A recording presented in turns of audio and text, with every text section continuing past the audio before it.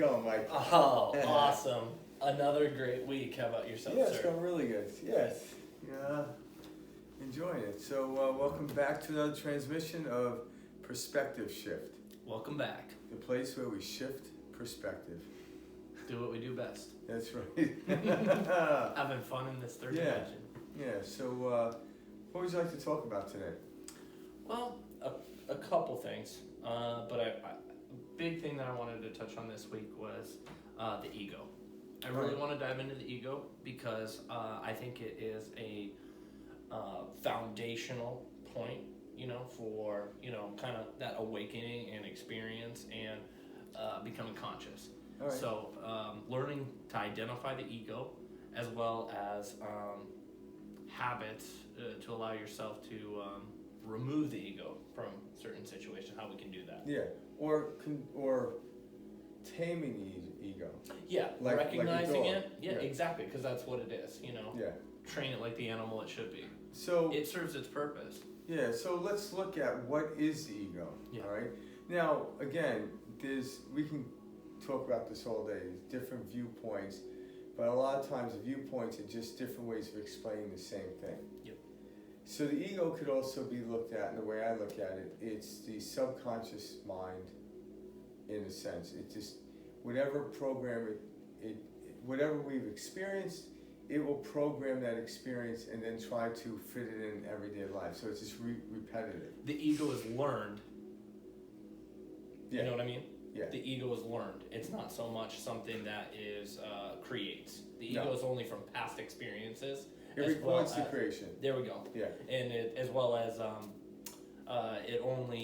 it can only play what it's seen. Exactly. Yeah. So if you're trying to create something new, and the ego is going to fight for the spots and let me take over, you're literally just rerunning the film that you watch, kind of like a Groundhog's Day type of scenario. So, but there is a purpose of the ego or the recording of it because it will understand certain attributes to get by within this physical world in which we know. So here in America or anywhere else that speaks English, learning English language or whatever language it is, the ego actually understands that and picks it up. So it becomes important in that moment. But in order to expand beyond that, you have to let it go. You have to put it in the back seat, so to speak, and let the higher mind take over. But you don't get rid of it. Because once you go into a whole new experience, there are certain attributes that you still need to take with you, such as the English language, what's a right-hand turn, left-hand turn, how do I drive a car? You're not completely uplifting and going to a completely different dimension where none of these exist. You're just continuing this experience here where if I completely change who I am, but I didn't have to change the English language, and this being my right hand and left hand didn't have to change. So the ego knows those things, so I don't have to relearn those or recreate those. But the experiences in which I move forward, utilizing the ego ability to help get through that is useful. But don't let the ego drive, and most of us are letting the ego drive. We're repeating our past and we're bringing it into the future. Now, our past is not the causation from moving into our future. It's you just keep talking about it and you bring it in. It's the present moment thinking about the past that creates what we consider to be our future. Mm-hmm. But it's like, oh, I was raised this way, this is what I know, this is why it keeps happening. No. Now, it could seem that way, you could get lost in it, but that's not why it's happening. It's because it's like you keep showing the same film, but expecting a different outcome. And you really nailed it. Like, to keep it super simple, like, it was those thoughts, that justification and those thoughts that really is what the ego is. I was raised this way. Yeah. I didn't have good enough school. I never had enough money for that. That's the ego. Yeah. And that's what we need to recognize. So when you hear yourself telling yourself these stories, that's what they are, stories. When you hear yourself telling yourself these stories, recognize that head chatter is not you. That's the ego. And that's the media that you've been raised around. That is the religion that we've been raised in America. That's your culture. Those are all these little programming things. And so when something comes up in us, we think, oh, I'm too good for that, or I'm not good enough for that. That's the ego.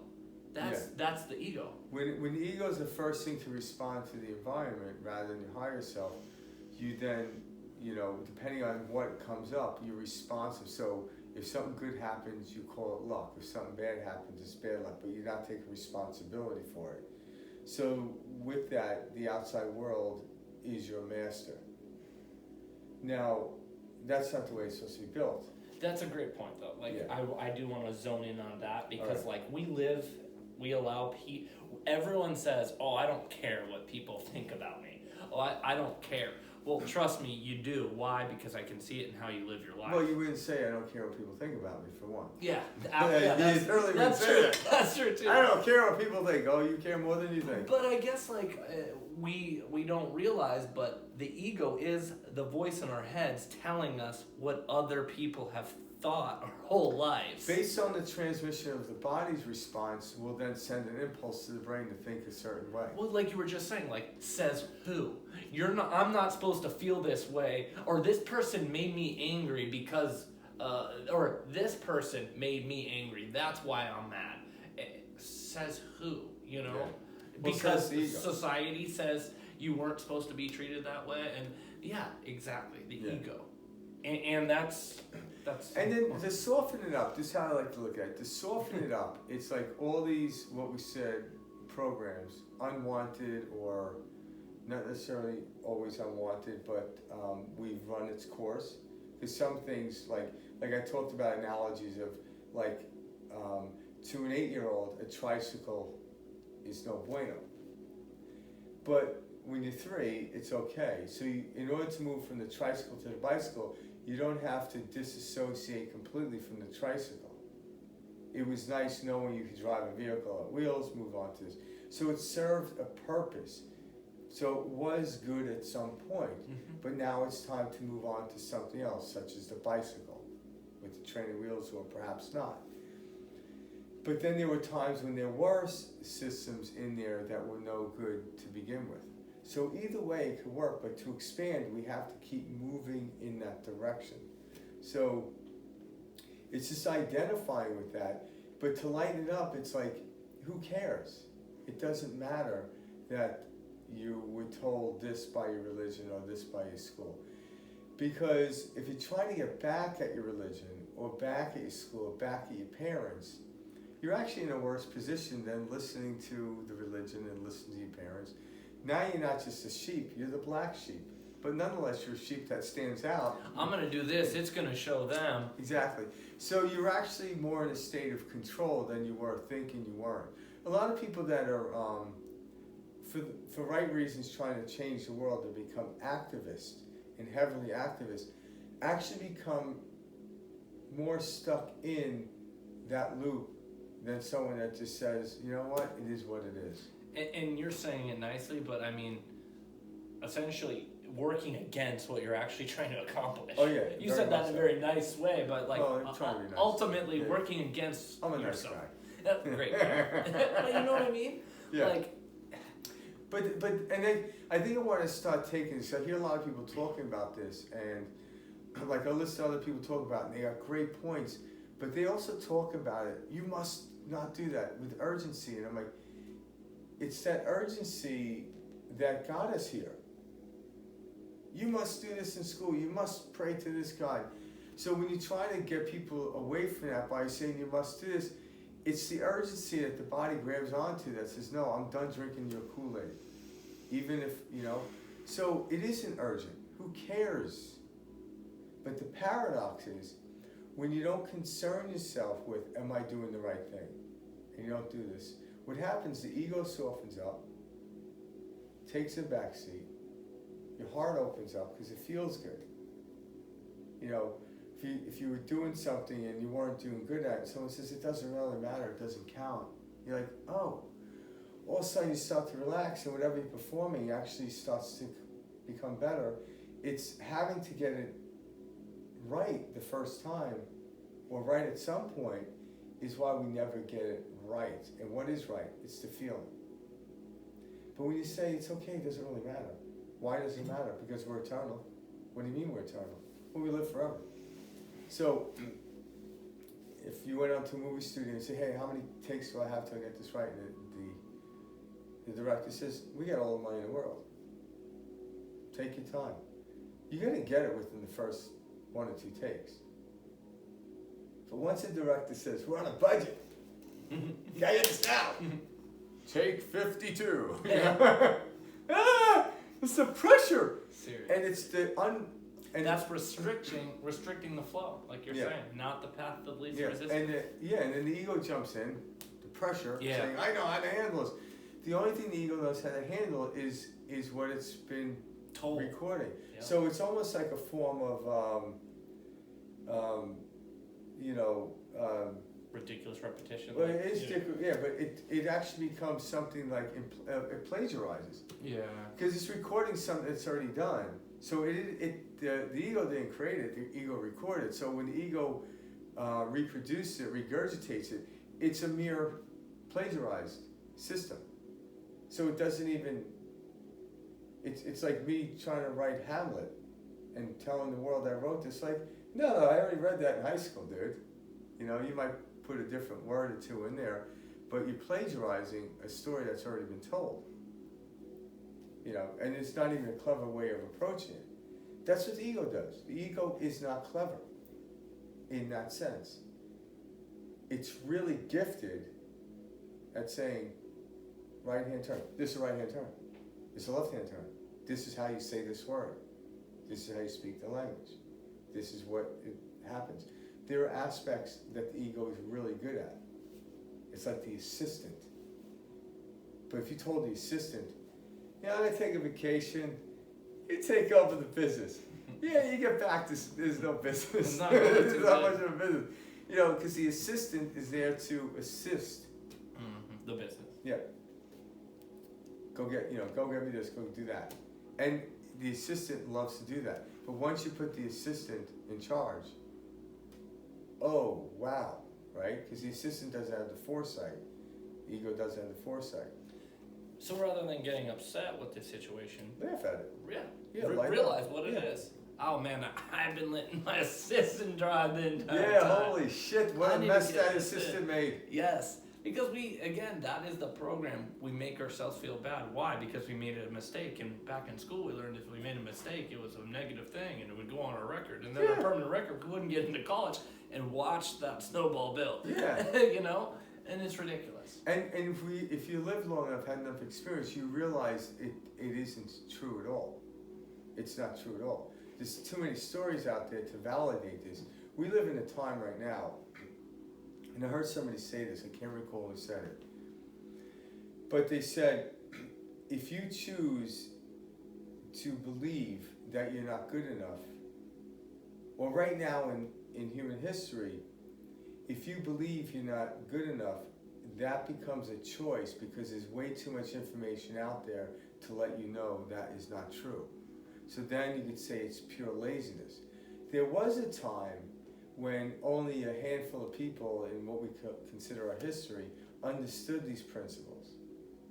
These principles are all over the place. You can go on YouTube and look at it. You know, obviously if you're watching this transmission, it's on YouTube. And there might be, a dozen or maybe, a lot of other people talking about this. They're talking about it differently, but if you actually look at the connection, we're all talking about the same thing, just coming from a different angle, all bicycles have 2 wheels, hence the word bicycle. But one's a road bike, one's a mountain bike, one's a beach cruiser, you see what I'm saying? Mm-hmm. But what they have in common is they're a bicycle. They have 2 wheels and you pedal it. But the functionality from a mountain bike to a beach cruiser has a completely different terrain it's going to utilize, So it's understanding it, and that's kind of what we're talking about. Our terrain is for this type of lightening up, understanding it. We loosely talk about science, but I am not a scientist. Nor am I. Nor would I want to be. If you've watched this for long enough, you notice that. You know. Yeah. But I mean, But we're really good at coming up with analogies into understanding, so layman aspect too. And that's what, so it's kind of, we're trying to bring to you from the vantage point in which we see into expanding it, because we're here talking about it, so there must be an audience out there. Do we need an audience? No. But me and you enjoy talking about it, so therefore we're going to do it. Absolutely. Do I have to go out there and help someone? No, it'd be too much pressure. I wouldn't enjoy it. You know? But if it does help somebody, great. Just like I've listened to other people talk, and just the first time they said something, it was a sentence, whatever, it sparked something in my head. And what I've learned when some of the, like what I consider great people talking about this, what I mean by great, they understood it fully. They said, if you understand everything I said, it's because you already knew it. There's nothing profound ever coming out of anybody human's mouth. Some people want to make themselves highfalutin and profound, and the ego. Even if the information they have is 100% valid, and this is how religions were started, cults were started. Follow me, I will bring you to the heaven's gates and stuff like that. And I'm like, no, my heaven gate looks a lot different than yours, and please do not follow me into mine, because I don't want that. Just like Jesus, if he were here sitting next to us today, would say, Yeah. guys, here to, let you know you're just as capable, if not. Well, one of the famous phrases, from the Bible in which he talked about was, even the least among us can do as I've already done, and even greater. This is the words from Jesus. So, there was a point in time when you said, I'm just as equal to Jesus, that, there are some people who say, oh, that's blasphemy. I'm like, well, is it blasphemy? Because the person that you say that I'm blasphemizing, if that's an actual word, I don't even know, said this. Therefore, That's where's the truth. the problem? Like, where's the problem? And it's true. My understanding or the way I live my life is going to be way different than the man we call Jesus from Nazareth. Hence, not only just understanding a different time in life, but my experience that led me to this thing. I am no better or less than that person. But at the same time, I'm not trying to compare myself to him either, because the act of comparing gets me lost in it. Because I'm comparing, I'm trying to hold up to, or I either not worthy enough, or I'm better than, and they're both, again, egoistic. The ego creates those identities. And they're false at the empirical level. Mm-hmm. Because once I'm better than somebody, or better than everybody, there's nowhere to go. Well, and you have a different creative version of that person than I do. Yeah, we each concept. create our own different concept of that. Yeah, exactly. Yep. And guess what? I myself, individually, as I evolve, create new concepts every day. So I don't even want to compare myself to 5 minutes ago, let alone to somebody else, some other human being walking on the planet. Mm-hmm. What I might do is observe another human being or see them do something that was once thought impossible, and they do that thing. It's like, yeah, I don't necessarily want to climb a face of a mountain in Yellowstone Park, but I'll sit there and watch the marvel that someone can actually do that. And then, so I want to actually climb the same thing within the logistics of what we're talking about. That would be my mountain climbing, not the actual thing. So when I watch people do stuff like that seems to be impossible, and they're showing you it's possible, I want to take that energy and put it into my work. And go within. Not what they do, it's how they feel. That's what I want to know. And it's how they feel, which leads me to another topic I like to talk about, is it isn't empirically necessary, but in this time and space in which we call time and space in this planet, 2020, what a hell of a year, by the way, which me and Mike just talked about this earlier, we look at it as a very exhilarating time. Absolutely. People are awakening by the minute. Yeah, some people are waking up like stretching like this, and some people are being awakened by like ice cold water and blah, blah, blah, So either way, they're awakening because they're being forced into consciousness. You have to constantly put a mask on and understand you can't just habitually do it anymore.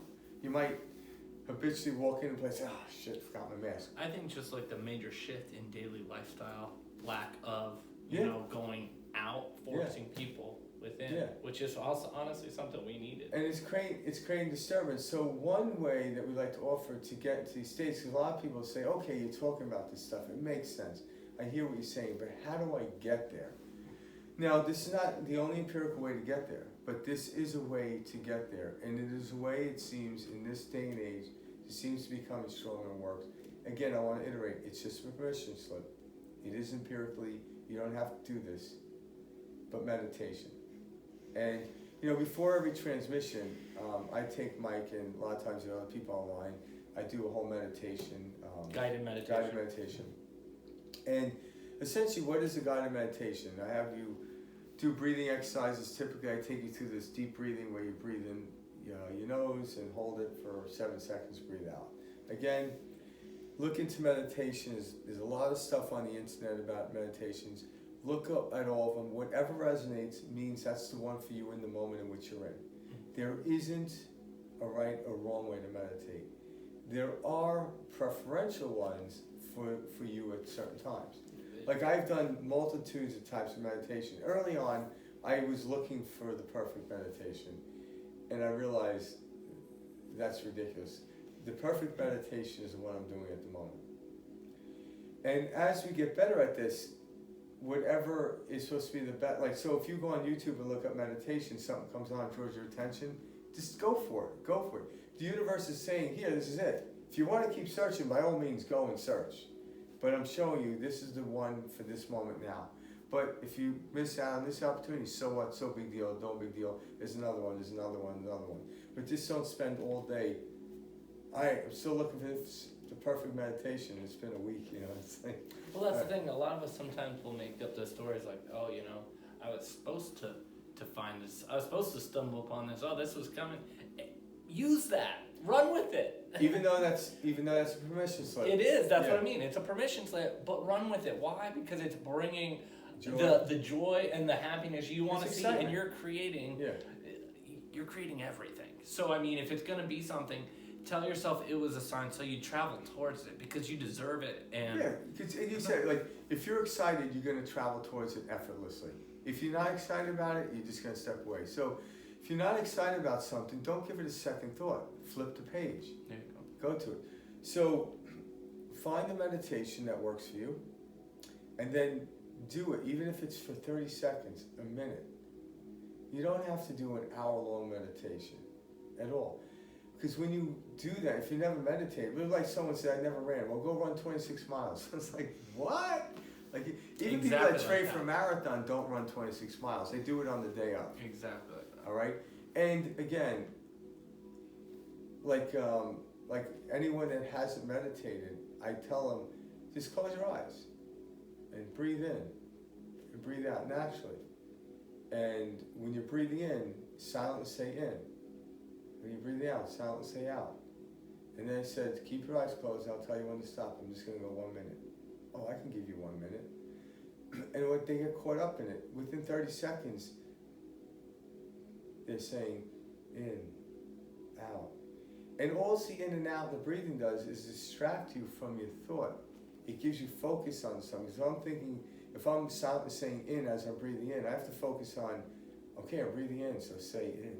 I'm breathing out, say out. It takes me away from my thoughts. And when I take away from my thoughts, the ego dissipates away, my body illuminates, and when my body illuminates, it gets into a state, as we get into a state called the theta state. And I'm not a study of science, but when they talk about the theta state, it's the very highly suggestive state. And that is a brainwave state, correct? Yeah, it's a brainwave state. So we get in that brainwave state, our body gets into this very suggestive place. So in that state is when you could offer up suggestions. So instead of trying to get rid of old programming that you don't want, what you do is add new suggestive stuff in. Because when you add some new stuff in, you move towards it and you move away from. So you don't have to get rid of it. I don't have to get rid of east. I just head west. See what I'm saying? Mm-hmm. And east becomes the far distant way. Mm-hmm. So move towards something, not try to get rid of something, because you're going to be kicking that can down the street as far as you can. You'll get tired of it. Move away from the can. Move in the direction away from the can, and the can eventually becomes out of sight and is no longer in your field of attention, but yet the thing you're on. And the better we get at this, we move towards something. In the state of meditation, in the getting out of the thought of thoughts coming in, you let go. When you hear a thought come in, go to breathe in, breathe out silently. It slows it down. And this is where the beautiful thing happens. A transmission comes in. An idea comes in. An impulse comes in. And it lights you up. And now all those other distractions go away. It's almost like winning the lottery. Now you win the lottery, all those problems you had go away momentarily. I mean, let's use this as an example. Because you're so distracted by this lottery winning. When you go into meditation, this impulse of feeling surges out a field of possibilities. And you're like, wow, I didn't see these possibilities. And then all of a sudden, when you focus on one of those, you solidify it. And then you start moving towards it. And then all of a sudden, you bring the ego back into it because the ego knows how to move towards it with you. But still, keep the higher self in control. Don't give the assistant the job. You stay in control. Give the assistant order, and the assistant will help along with it. In the state or in the field of meditation, you'll actually experience what me and Mike are talking about.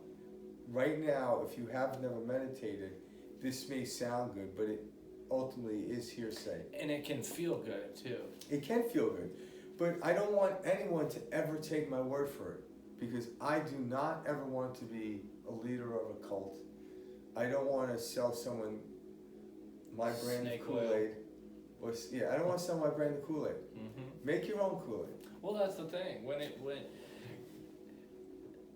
you don't have anything to sell when you realize that we're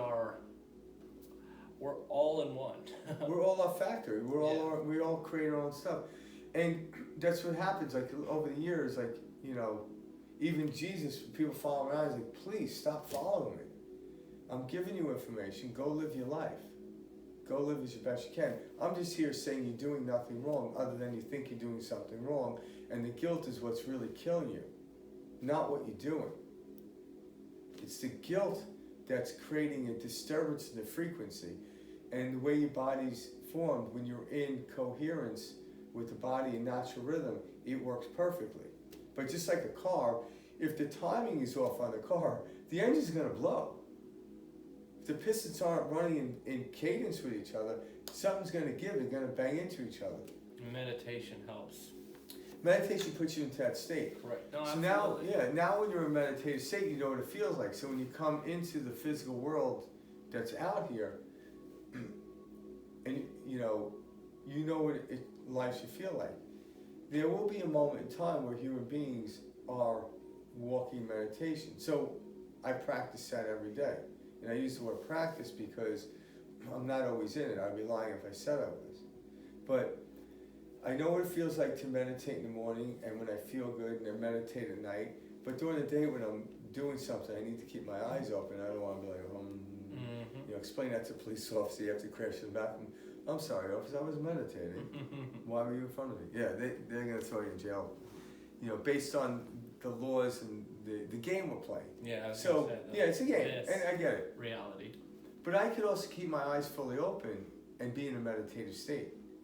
And that's a sweet spot, because I'm creating as I'm walking.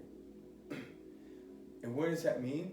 It means I don't even need my ego to record anything anymore. Mm-hmm. It's like, if I'm actually, think about this, if I'm actually doing something, I'm like at a rock concert, right? You're like, hey, record it. I'm like, I don't need to, I'm watching it. Mm-hmm. I'm not gonna go home and watch it off my phone, I'm here live. Why do I need to record it? There is a moment in time when we can get rid of the ego or the assistant. We don't need the assistant. We become so efficient, we don't need the assistant. But right now, don't get rid of it. But this is, when I look at it,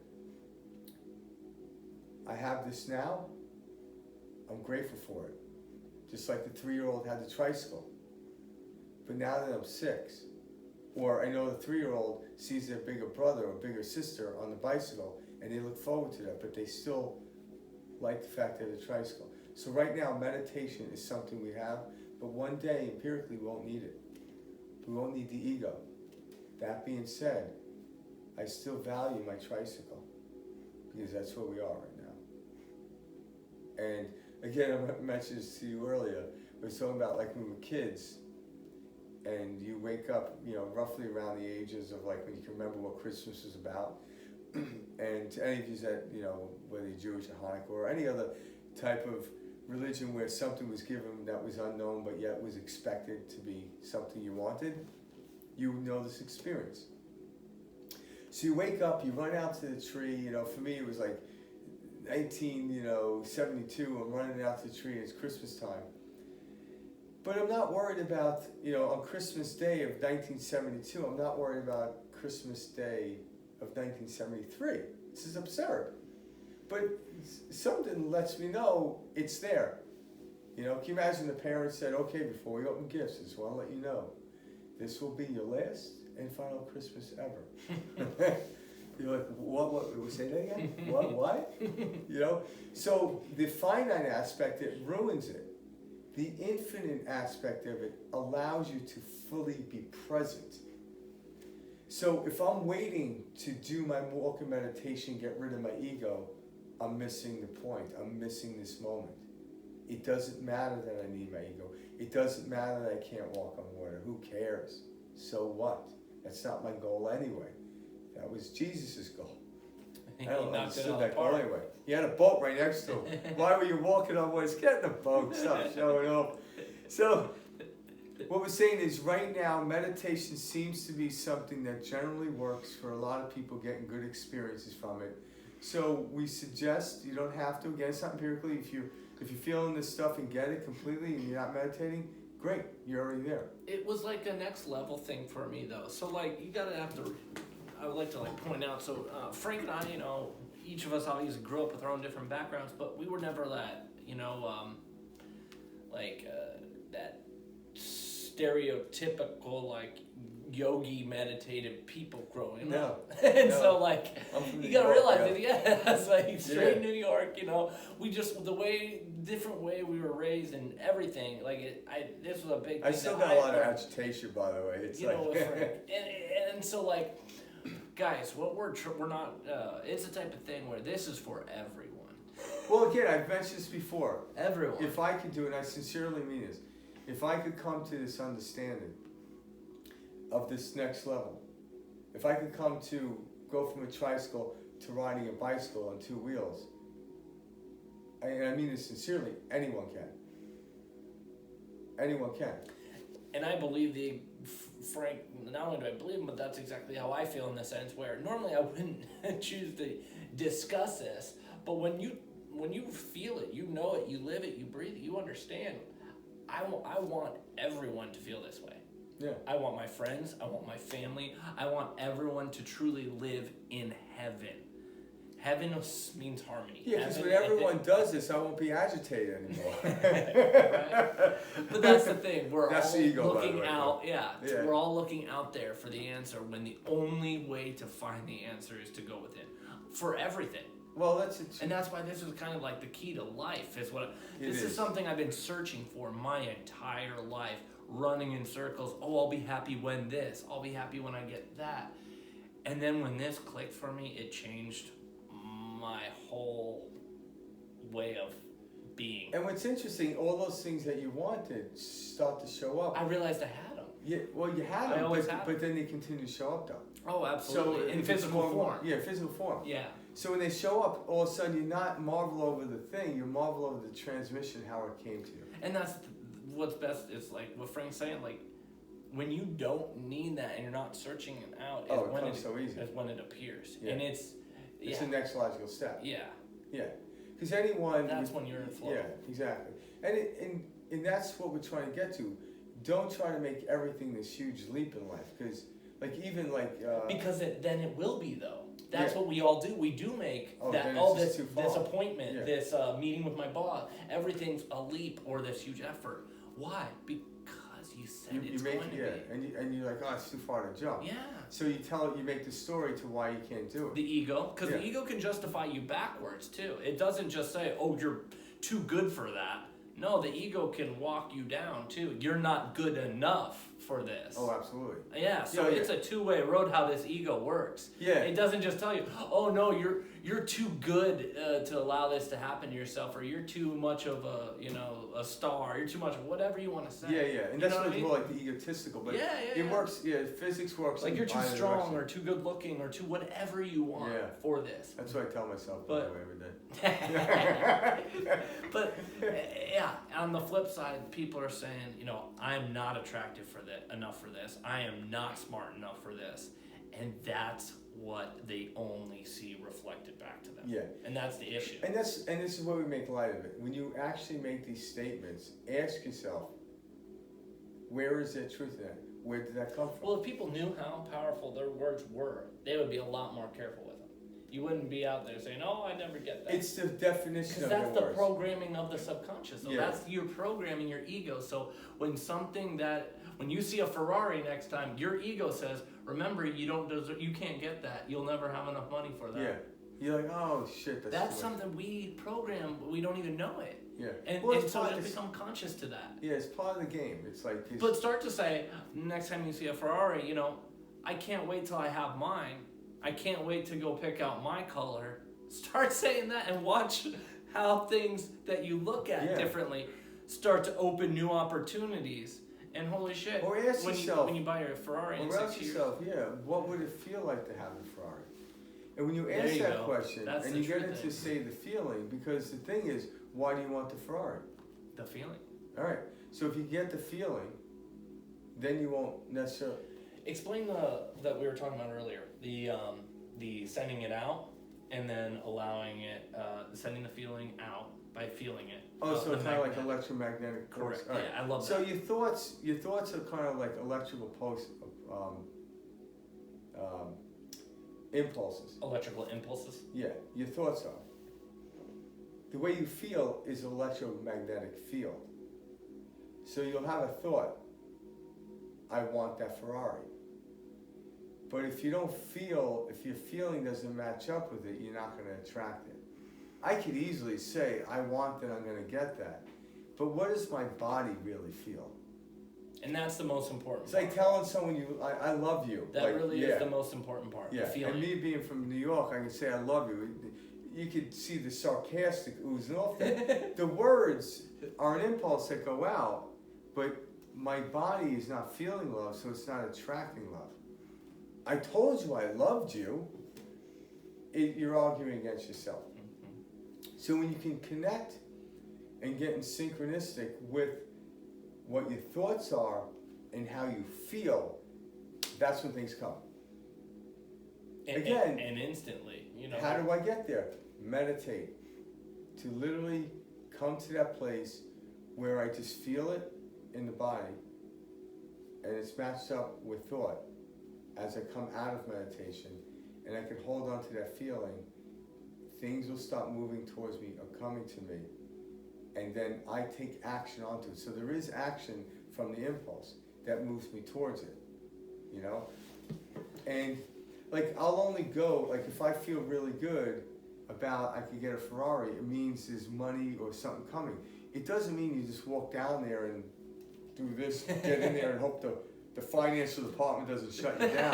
No, that they have an error. because anything you've ever purchased, you walked into the store, whether it was a sandwich or not, you're like, oh, I hope there's enough money in the account. No, you went in doing that and you got the sandwich. Take the Ferrari and get the impulse into your body, just like you walk into a sandwich shop and buy a sandwich. That's the work.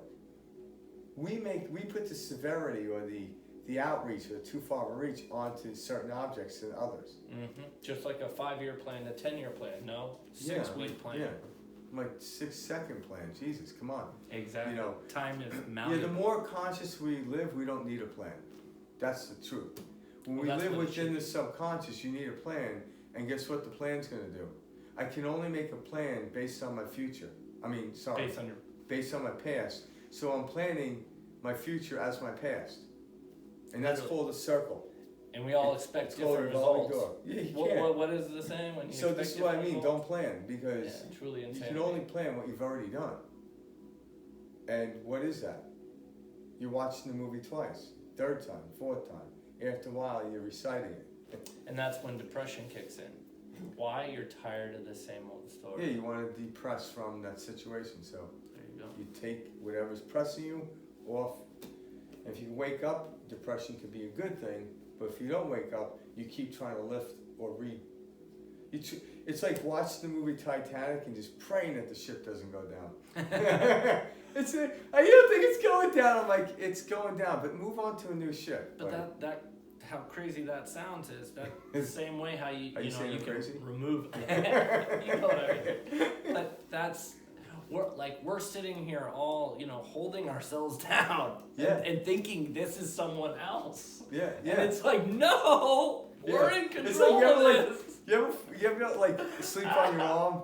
Like this happened when I was younger. Like, and my arm go dead, and my hand was up here, and I jump up like, what the hell? Someone's touched me. I realized, oh, it's my arm, but I had no feeling in it.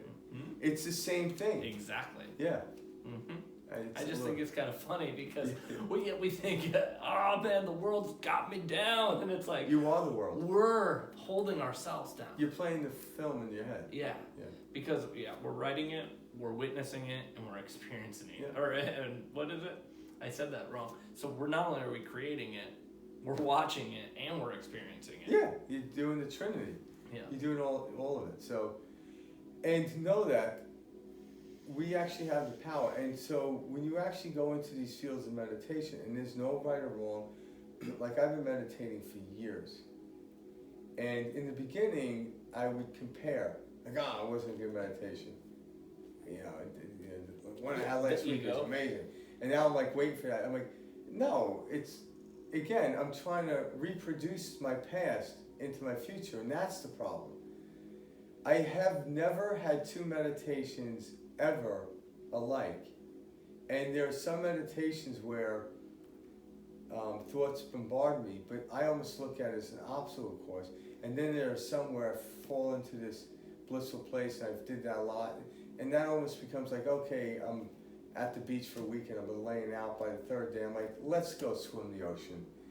You know what I'm saying? So you're gonna want to expand and go to other areas. So I go into those darker places in my meditation to see how deep I can go and expand. And knowing you'll be just fine. Yeah. So I go into it not knowing what's Moving gonna happen. towards the unknown. Yeah, I don't know what's gonna happen. Most people move away from the unknown. No, I want to feel good. Oh, I'm not feeling good. Let me get up and walk Gotta around. go back to more comfortable Yep. feeling. So my meditation, I was starting to feel agitated, so I got from meditation. I'm like, no, see what happens. I was too busy.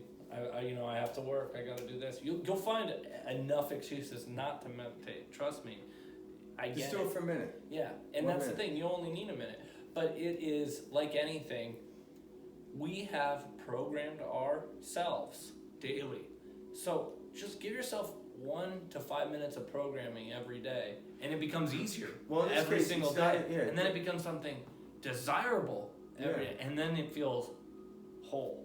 Because when we meditate, it's not even a form of programming. No, but you know what I mean? Yeah, You it's gotta almost, get yourself into it. yeah. Because when you're in a meditative state, it's almost like if you have a phone. And my phone, I think, has 64 gigabytes, right?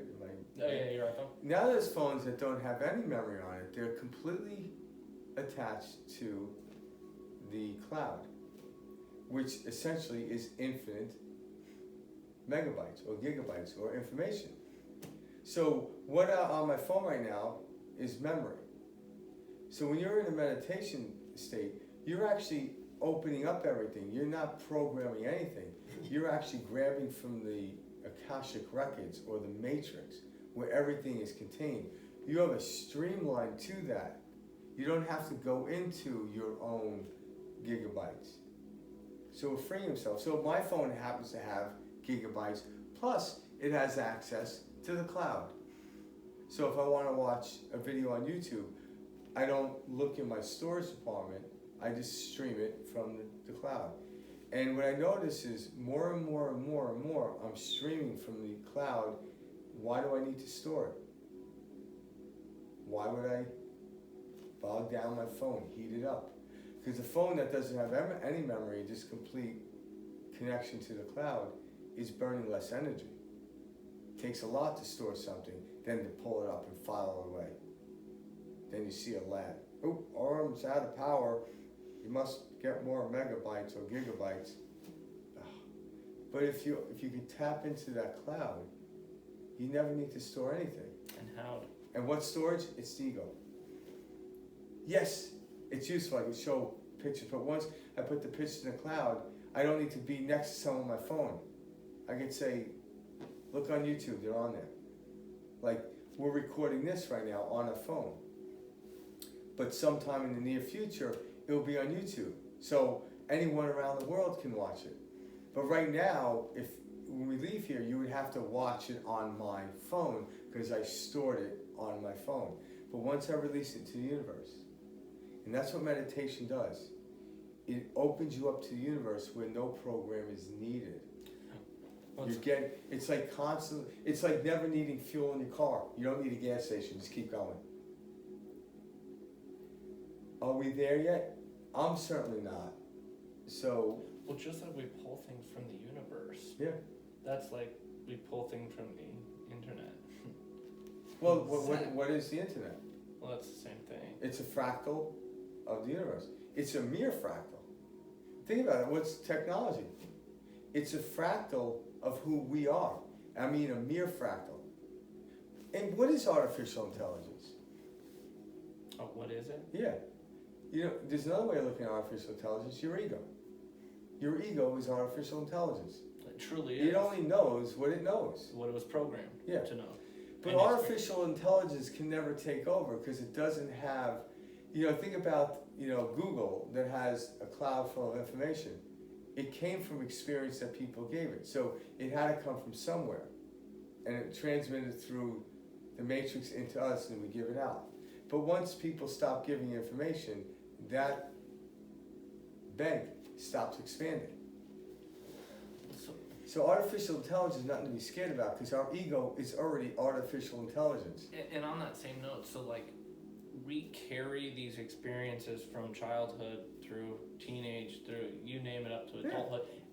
We're building our own character and we don't realize it. We're forming this character in our head that our ego says, this is not you, this is you. That's not us. No, so, who we truly are is the witnesser or observer of the characters in which we play. Exactly. Just like an actor, a great actor. But we spend our days toiling and defending this false sense of this arbitrary sense of creation, which is honestly a bunch of experiences we've chose to perceive in a certain way and lug those around with us, and we call those first name, middle name, last name. Yeah. Well, it's like if you were standing too close to the mirror, you can't see your full body. And when you step back and observe it, you're like, oh, I have a body, not just a head. So it's about stepping back, which most people are waking up and stepping back now. Now, for some people, any elevation from where you are creates a disorientation. It always will. It will never stop doing that in the plane of the physical world. But when you understand a disorientation is to occur, you accept it. It's almost like if I was in an airplane, and I've flown many a time, and when we're about to land, you feel the plane turning, and that's what we call G-force. So it's a disorientation of the body, because we're doing 500 X amount of miles an hour at 32,000 feet. You don't feel it until the plane starts to descend. But can you imagine you've never been in a plane and no one ever mentioned landing to you when you're flying along and all of a sudden you feel this? You think you're gonna crash, but you're not. At the same time, you're descending down to the tarmac to where the destination where you want to go. So you welcome it. You welcome the G-force. The G-force now lets me know I'm actually arriving at the place I want to go. When I get disoriented, it means I'm breaking through. I'm gonna land in a whole new place. I welcome it. I don't fight it off. But if you don't understand it, you freak out. And that's kind of why me and Mike are creating this service to like, don't freak out. This is normal. This is very normal. Yeah. Not only not freak out, Enjoy it. and love it. But don't Just take recognize don't take our word for it. Come to the place where you can understand it. Because in the beginning, and I get this, and this is why I say this, when I first started learning about this conceptually, and then I would go out and try to do it, it was scary. I didn't want to let go of what I knew. Because what I knew was working. Was it really working? To some degree, yeah. The tricycle still got me around town, but there was a point where you get older, you can walk faster than a damn tricycle. Mm-hmm. You know what I'm saying? So you need something else that, you know, if moving, That's a good analogy. yeah, That's funny. you are. If you get old enough, you're going to walk When you faster than a know, it's tricycle like- can go. Unless you're a real speed demon, like that. But, so eventually, but you know the tricycle's moving, so it's very difficult to leave not knowing if this thing's going to move. Getting back to it, meditation will fill in the gap between the tricycle and the bicycle. And when it does, it's like a bridge. And guess what we do easily with bridges? We walk over them. So meditation helps fill that unknown territory over the river in order to get to the other side. And we're the ones creating the bridge. Meditation helps us do that. It creates that unknown and puts a feeling in us to let us know it's possible. But yet when you're walking over the bridge, you're marveled by the bridge. And then you get to the other side. And I like to look at it like this way also. So your body, or you right now at home watching this, you know that there's more out there. That's the only reason, number one, you're watching this. That's Yeah, the number, if you're not, you're really bored. yeah, number Yeah. two, it's because you can feel it. So when you know that it exists, and you know that it's there, meditation is something that allows you to experience it and find it on a level where you truly Know it. know Yeah. know it. That's a good way to say it, where you truly, for the first time, I know what I feel, and I feel whole, and I know that everyone out there will too. Yeah. And you know what meditation does? It shifts your perspective. I like the ending. Yeah.